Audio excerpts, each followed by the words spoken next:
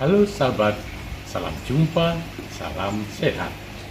Marilah kita awali seluruh aktivitas sepanjang hari ini dengan doa yang didasarkan pada bacaan hari ini.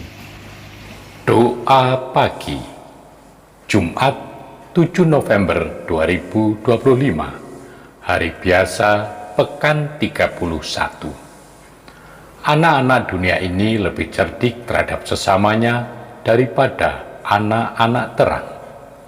Dalam nama Bapa dan Putra dan Roh Kudus. Amin.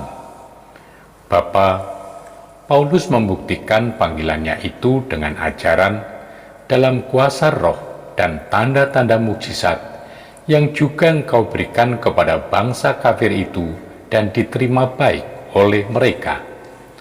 Ternyata Roh Kudus sendiri bekerja di antara mereka. Yang dialami oleh Petrus satu kali secara istimewa pada pertobatan Cornelius, itu menjadi pengalaman Paulus di mana-mana. Nyata sekali bahwa Engkau mengendaki mereka bertobat dan mendapatkan tempat berjajaran dengan warga gereja lainnya. Mereka yang belum pernah menerima berita tentang Dia akan melihat Dia, dan mereka yang tidak pernah mendengarnya akan mengertinya. Paulus bangga kalau dari bangsa-bangsa lain pun ia membawa tunas-tunas baru, persembahan yang berkenan kepadanya, yang disucikan oleh Roh Kudus. Demikian Paulus membuka jalan lain dan harapan baru, karena gereja tidak tinggal kerdil membatasi diri pada suatu bangsa, suatu budaya, tetapi terbuka lebar untuk seluruh dunia seperti kami lihat sekarang ini.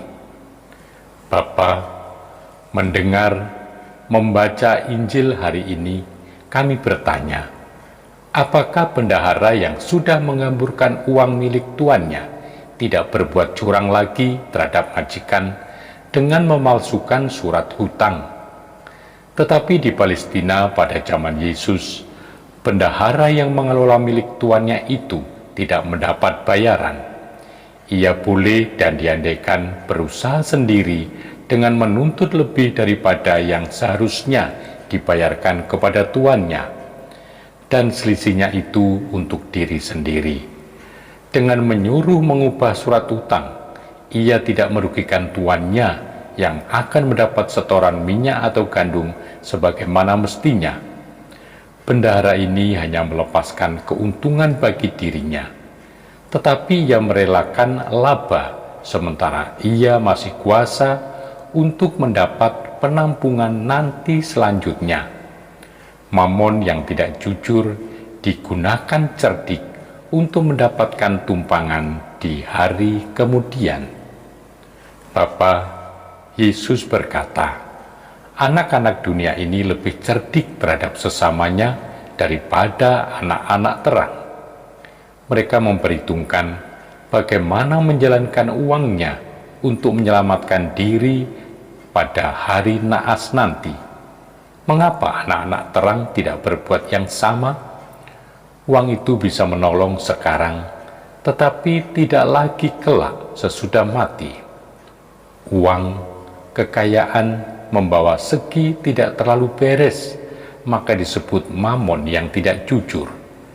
Dengan ditimbun untuk surga, orang tidak berkeuntungan apa-apa, karena semua harus ditinggalkan, dan tidak ada yang akan membantu dia di hadapan pengadilanmu.